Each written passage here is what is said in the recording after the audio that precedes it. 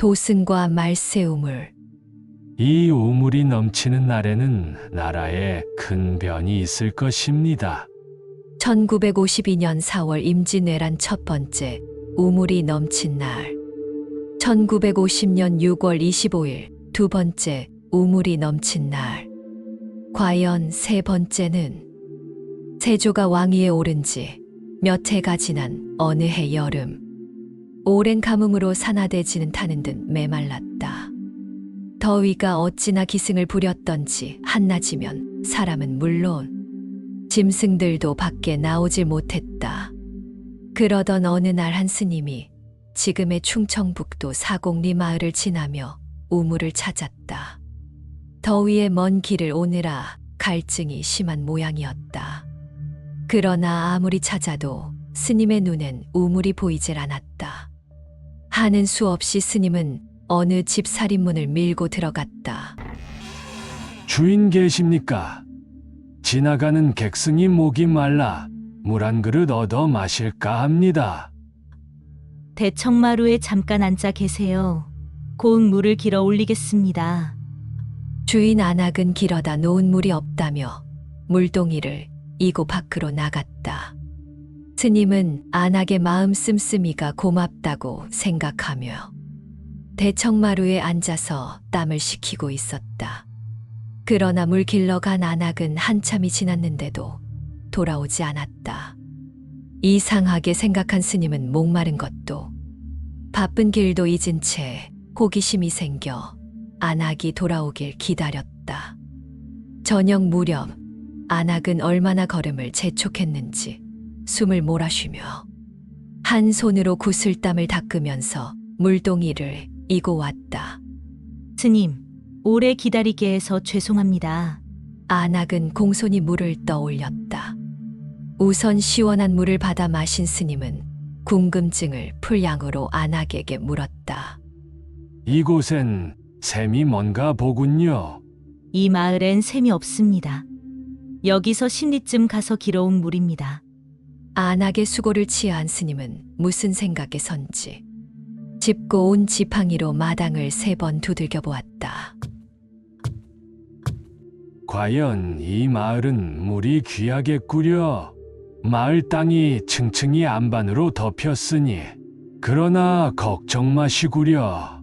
내 주인 아주머니의 은공에 보답하기 위해 좋은 우물 하나를 선사하고 가리다. 이 말을 남긴 스님은 그 집을 나와 마을 구석구석을 살폈다. 동네 한복판에 이른 스님은 큰 바위에 다가섰어. 역시 지팡이를 들어 3번 두들기더니 고개를 끄덕였다. 그새 마을 사람들은 우물을 판다는 도승이 나타났다는 소식을 듣고 모여들었다. 그리곤 힘이 세 보이는 젊은 장성들에게 일렀다. 이 바위를 파시오. 스님, 여기는 바위가 아닙니까? 물이 나을 리 만무합니다. 청년들이 믿기 어렵다는 듯 말했다. 하지만 스님의 표정은 태연자약할 뿐 아니라 엄숙하기까지 했다. 자, 어서 여길 파시오. 겨울이면 더운 물이 솟아날 것이고 여름이면 냉차 같은 시원한 물이 나을 것입니다. 뿐만 아니라 아무리 가물어도 마르지 않고 장마 때도 넘치지 않을 것이오. 청년들은 도승의 말에 위압당한 듯 어안이 벙벙했다. 이때 한 청년이 앞으로 나서더니 스님의 말씀을 믿고 한번 파보자고 제의했다. 장정들이 밤낮으로 사흘을 파도 물줄기는 보이질 않았다. 스님은 계속 팔 것을 명했고 청년들은 내친 걸음이니 시키는 대로 해보자며 작업을 계속했다. 닷새쯤 팠을 때였다. 바위 틈새에서 샘물이 솟기 시작했다. 맑고 깨끗한 물이 콸콸 흘러 금방 한길 우물 깊이를 채웠다. 청년들은 기쁨을 감출 수 없어 서로 부여안고 울며 춤을 췄다. 샘물이 솟는다는 소문에 온 마을이 뒤집혔다.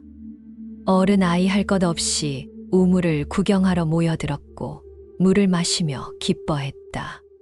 그들에겐 생명의 셈이나 다름없었다. 이 모습을 아무 표정 없이 지켜보던 스님이 입을 열었다.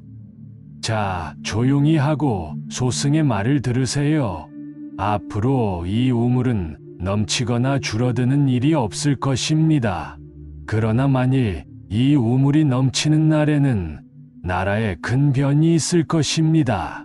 마을 사람들이 웅성거리며 쑥덕거리기 시작했다. 그러나 스님은 들은 채도 않고 말을 이었다. 지난날 수양대군이 조카 단종 임금을 패하고 왕위에 올랐지만 만약 이 우물이 넘치는 날에는 그보다 몇 배 더 큰 변란이 일어날 것입니다. 스님, 이 우물이 그렇게 무서운 우물이면 차라리 지난날처럼 십리박 개울물을 길어다 먹고 살겠습니다. 라고 마을 사람들은 걱정하자 스님이 말했다. 너무 걱정들 마시오.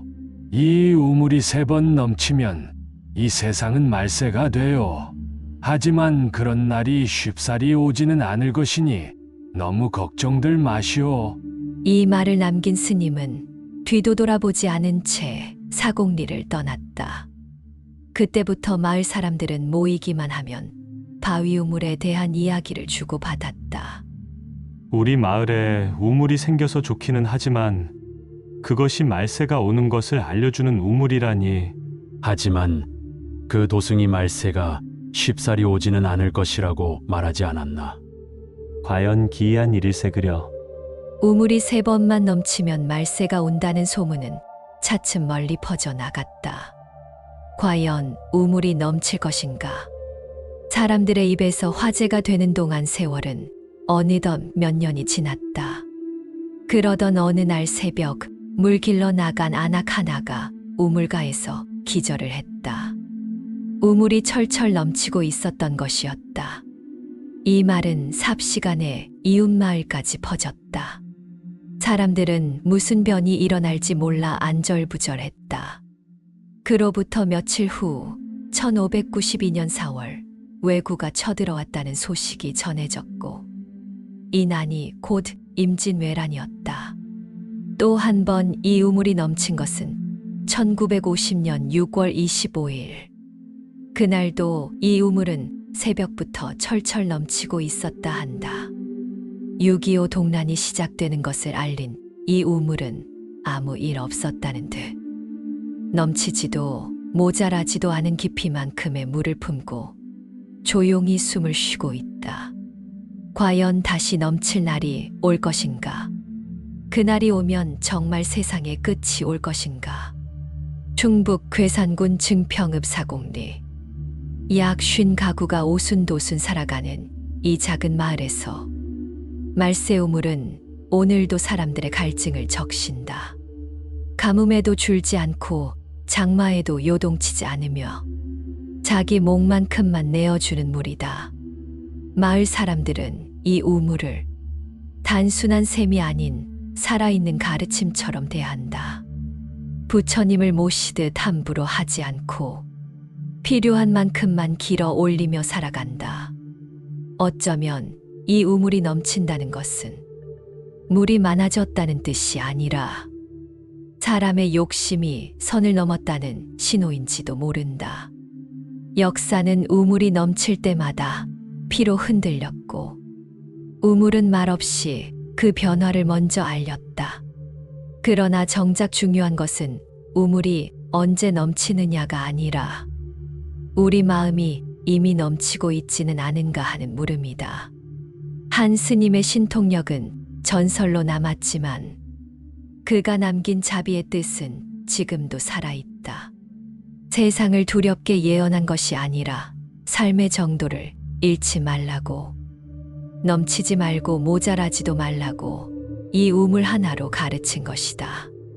어쩌면 우리에게 넘치지도 마르지도 않는 삶이 가장 깊다는 사실을, 지금 어떻게 살아야 하는지를 묻는 메시지는 아닐까 생각해 본다. 합장합니다.